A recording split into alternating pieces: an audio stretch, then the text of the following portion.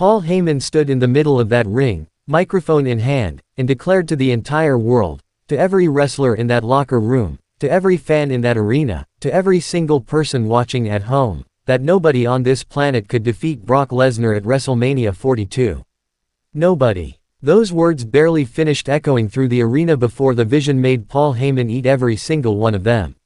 Let that sink in. Paul Heyman, the most brilliant, most calculating, most strategically gifted mind this industry has ever produced, put his reputation, his credibility, and his word on the line in front of the entire WWE universe. And the Vision, the faction that Heyman himself had been privately praising backstage, the group that had been quietly positioning themselves as the next dominant force in WWE, waited for the most public, most humiliating, most perfectly timed moment possible to drive a knife directly into the back of the beast incarnate. This was not impulsive. This was not emotional. This was orchestrated. Every single detail, every single steps, every single word that Paul Heyman spoke that night played directly into a trap that the Vision had been constructing for weeks, and Heyman, for all his genius, never saw it coming. I need you to comment right now. Tell me, has Paul Heyman ever looked more blindsided in his entire career?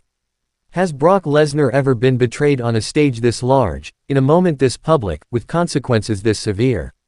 Drop it in the comments. Share this video because the wrestling world is on fire right now and this breakdown covers everything you need to know. And do not move until the very end because the details of this betrayal go deeper than anything currently being reported. Before we pull back every single layer of this story and expose exactly how the Vision executed the most shocking betrayal in recent WWE memory, if you are brand new to Ring Rumble 1, you just found your new home for wrestling content. This channel does not do surface level. We do not give you the highlights and send you on your way. We give you the full picture, the deep context, the analysis that actually respects your knowledge and passion as a wrestling fan. Hit that subscribe button right now. Smash the notification bell and turn on all notifications, because the fallout from what the Vision did to Brock Lesnar and Paul Heyman is going to dominate WWE programming for months. Every update, every development, every twist in this stopped gets covered here first and covered best. Subscribe. Bell on. Let's tear this apart. To fully understand the magnitude of what the Vision did, to feel the true weight of this betrayal, you have to start with Paul Heyman's declaration. Because without that speech, without those specific words delivered in that specific moment, the betrayal loses half its power. The Vision did not just attack Brock Lesnar. They weaponized Paul Heyman's own confidence against him. And that is a level of psychological warfare that this industry rarely sees executed this cleanly. Paul Heyman took that microphone with the kind of energy that only he can generate. That electric, commanding, almost hypnotic presence that has made him one of the most compelling figures in WWE history regardless of what role he is playing. And he built his case methodically, passionately, and with absolute conviction. He talked about WrestleMania 42. He talked about Brock Lesnar's legacy, his dominance, his unmatched physical superiority over every living competitor on the WWE roster. He talked about the list of legends, the list of Hall of Famers, the list of so-called generational talents who had all stood across the ring from the beast and all walked away broken, defeated, and humbled. And then he said it. Clean, direct, unqualified. Nobody on this roster, in this company, on this planet, can defeat Brock Lesnar at WrestleMania 42. Their involvement in this story is so significant.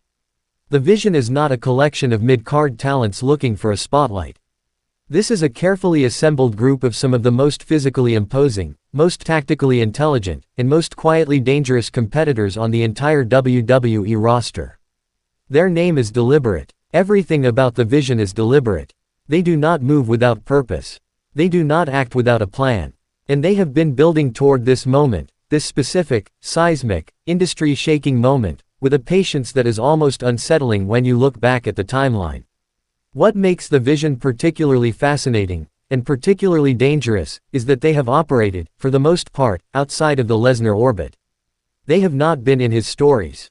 They have not been positioned as his rivals or his obstacles.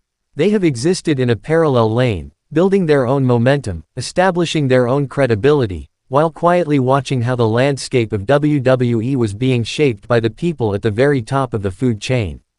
Paul Heyman, in his assessment of the roster, had apparently not considered the Vision a genuine threat to Brock Lesnar's WrestleMania position.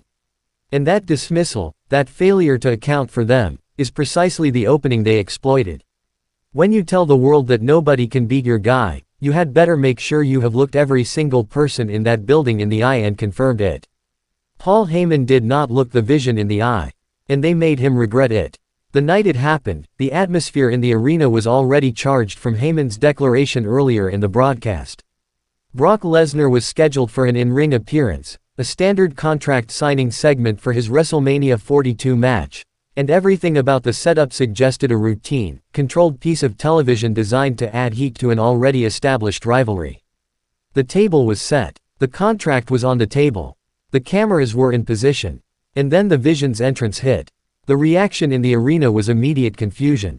Because this did not fit. The Vision had no advertised involvement in this segment. Their presence made no logical sense within the established narrative of the evening. And that confusion, that collective moment of the audience trying to process what they were seeing, is exactly what the Vision counted on. They came down that ramp not with aggression but with purpose. Measured steps. Controlled energy. The kind of body language that communicates absolute certainty about what is about to happen. Lesnar immediately shifted into combat mode, because Brock Lesnar's instincts are always the first thing to arrive in any situation. He moved to intercept. What Lesnar did not account for was the secondary approach.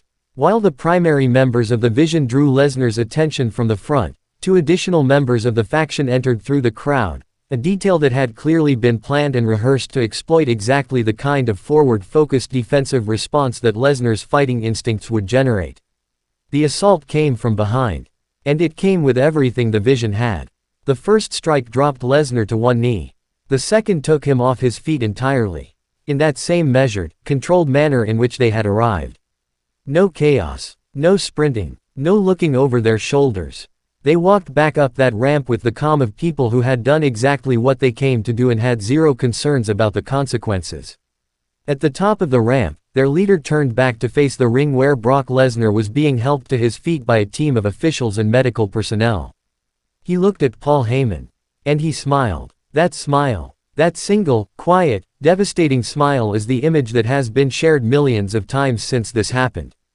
Because it communicated everything. It said, "Your words built the stage, Paul. We just performed on it."